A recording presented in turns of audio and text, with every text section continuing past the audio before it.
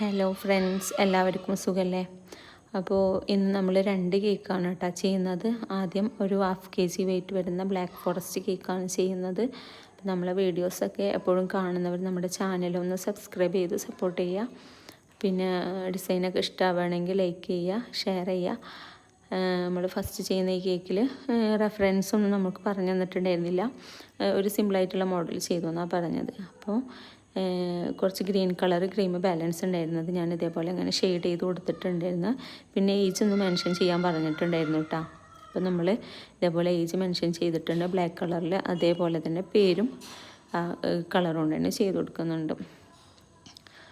പിന്നെ ഈ ഒരു നോസിൽ ഞാൻ പുതുതായി വാങ്ങിച്ചിട്ടുള്ള നോസിലാണ്. അപ്പോൾ ഇത് വെച്ചിട്ട് ഇങ്ങനെ ഫ്ലവർ വരച്ച് കൊടുത്തിട്ടുണ്ട്. ഈ ഒരു ഫ്ലവർ നമുക്ക് നോസിലില്ലാണ്ടും ചെയ്യാം കേട്ടോ. ഞാൻ ആ ഒരു നോസിൽ വെച്ച് കണ്ടപ്പോൾ വാങ്ങിച്ചതാണ്. പക്ഷെ അതുകൊണ്ട് ഇങ്ങനെ പ്രത്യേകിച്ച് യൂസൊന്നും എനിക്ക് തോന്നിയില്ല. അപ്പോൾ ഈ ഒരു ഫ്ലവർ ഞാനതിൽ വെച്ച് കൊടുത്തിട്ടുണ്ടായിരുന്നു. അപ്പോൾ ഇതാണ് ഫൈനൽ ലുക്ക്. നമ്മൾ നെക്സ്റ്റ് ചെയ്യുന്ന കേക്കും ഇതേപോലെ ഒരു ഗ്രീൻ കളർ ടച്ച് വരുന്ന കേക്ക് തന്നെയാണ്.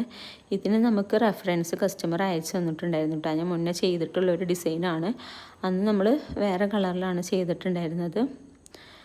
അപ്പോൾ ഈ കേക്ക് വൈറ്റ് ഫോറസ്റ്റ് ആയിരുന്നു. കേക്ക് 1 kg ടോളായിട്ടാണ് ചെയ്തെടുത്തത് കേട്ടോ.